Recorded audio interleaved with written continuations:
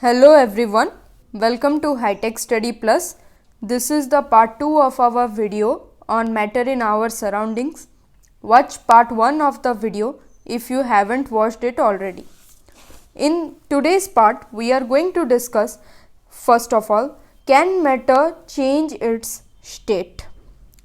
As we have discussed in our last video, matter exists in 3 states: solid, liquid and gas.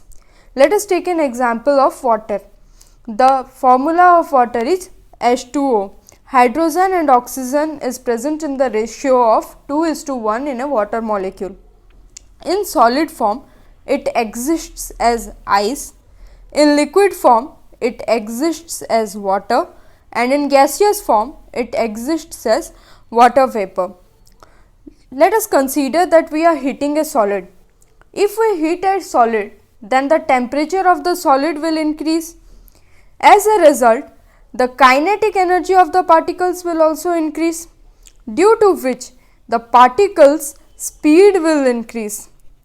So, these particles will now leave their fixed positions that they had in their solid state and move more freely.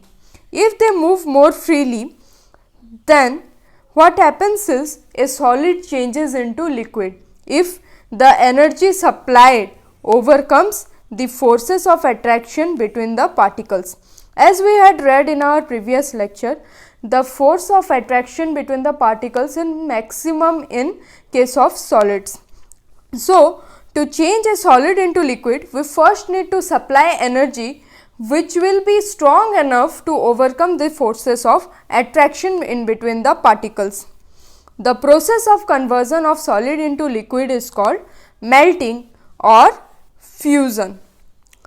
Till all the ice melts, there is no change in the temperature of the solid. This is because, first of all, the heat that we supply is used up in changing the state by overcoming the force of attraction. First of all, we need to break the forces of attraction. This heat is known as the latent heat. Latent means hidden.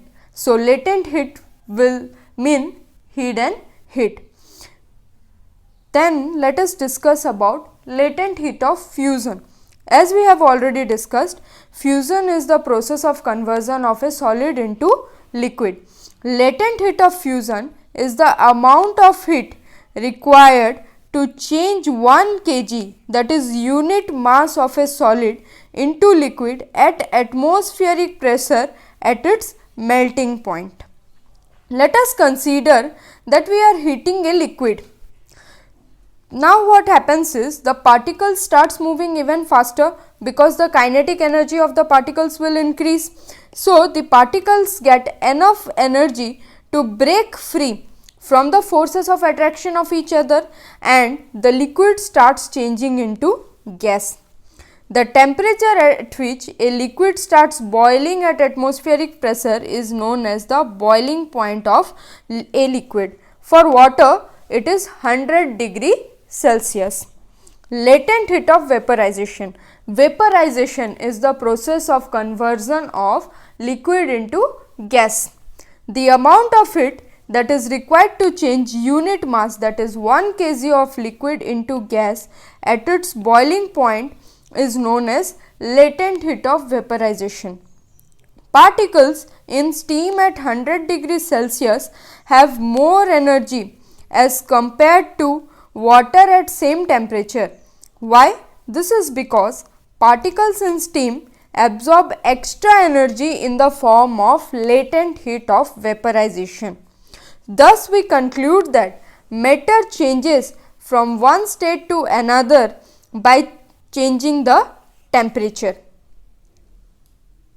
Solid changes into liquid when we heat it, and a liquid changes into gas when we further heat it. On cooling a gas, we first get a liquid and then we will get a solid. There can be direct conversion of solid into gas, and The best example of this conversion is camphor balls or the naphthalene balls, and the process of conversion of solid into gas directly without passing through liquid state is known as sublimation, and the conversion of a gas into solid without passing through the liquid state is known as deposition. Now we have already discussed the effect of change in temperature. Let us discuss the effect of change in pressure. What happens to the various states of matter if we change the pressure? In solids, the particles are stuck very close to one another. The intermolecular distance is very less, whereas in liquid, the intermolecular distance is more as compared to solid, and in gas, it is even more as compared to solids and liquids. So, the difference in state of matter is due to the difference in the distances between the particles. This distance being the maximum in gas and being the least in solids, and being an intermediate in between the two extremes, solids and gases, in case of liquid. Let us consider the diagram that is shown in the screen. Suppose we take a piston and we try to compress a gas. In the first place, we see that the distance in between the particles that have been highlighted with pink color is more. Now, if we compress it further as shown by the black arrows, and the particles are now confined to a particular distance, then the particles will come closer to one another and the intermolecular space will decrease. So, if we increase the pressure, then the particles come closer to one another. If we decrease the temperature, then the kinetic energy of the particles will decrease and the particles will start slowing down. So, applying pressure and reducing temperature, this means that we are converting a gas into liquid. Example is, if we take carbon dioxide in solid state and we store it under high pressure, then carbon dioxide in solid state will change into carbon dioxide in gaseous state.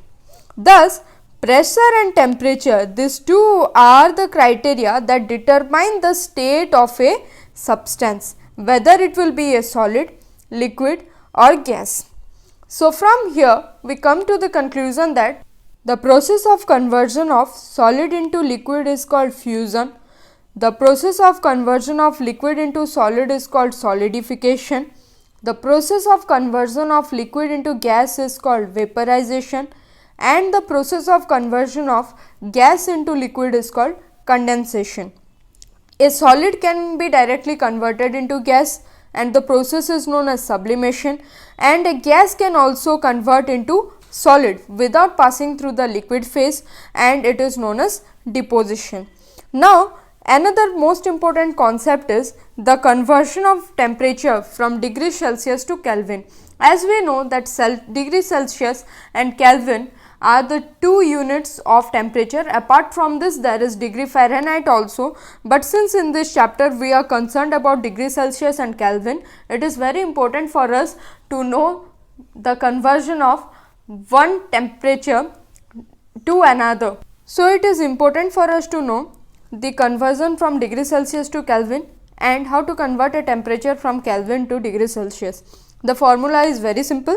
If a temperature is being given in degree Celsius, then add 273 to it, and if the temperature has been given in Kelvin, then subtract 273 from it. For example, if the temperature is 300 Kelvin, then the resultant temperature in degree Celsius will be 227 degrees Celsius, and if the temperature is 250 degrees Celsius, then the corresponding temperature in Kelvin will be 523 Kelvin. Another important concept is evaporation. At any given temperature in any solid, liquid or gas, there are particles with different amount of kinetic energy. Suppose we consider a vessel as shown in the screen and water molecules there. The particles in the upper part of this vessel will break away from the forces of attraction of other particles as they have higher kinetic energy and they have no more water molecules above them. So, their kinetic energy is higher and they will have a tendency to break away. So, the phenomenon of change of a liquid into vapors at any temperature below the boiling point of the liquid is called evaporation. Factors affecting evaporation. If we increase the surface area, then there is increase in rate of evaporation. If we increase the temperature, then there is increase in the rate of evaporation. Why? Because the kinetic energy of the particles will increase, and if the kinetic energy increases, then they will have a tendency to break away free. If we decrease the humidity, then the atmosphere can hold more water vapor, so the rate of evaporation will also increase. If there is increase in wind speed, then the particles of vapor move away with the wind, so a particular space will be left for the air to hold more water vapor, so there will be increase in rate of evaporation. The next concept is evaporation causes cooling. In an open vessel, the liquid keeps on evaporating. So, the particles of liquid absorb energy from the surrounding. Why? Because they need to regain energy lost during evaporation. This leads to decrease in temperature of the surrounding. Because the heat is taken away by the liquid, the surrounding becomes cool. The examples of this are, if we pour acetone on palm, then the acetone evaporates and we feel a cooling effect on our palm. Cotton clothes are good absorbers of water. They help in absorbing sweat and expose it for easy evaporation. Therefore, we wear cotton clothes in summer. They produce a cooling effect. If there is a glass and we take some ice cold water in it, then we will see water droplets on the outer surface of the tumbler. Why does this happen? The water vapor present in the air surrounding the tumbler on coming in contact with the cold glass of water lose energy, and if they lose energy, then they get converted into liquid state, which we see as water droplets. That's all for today, and with this we have completed the chapter Matter in Our Surroundings. Hope you liked this video. Like, comment, share and subscribe this video. Thank you and bye.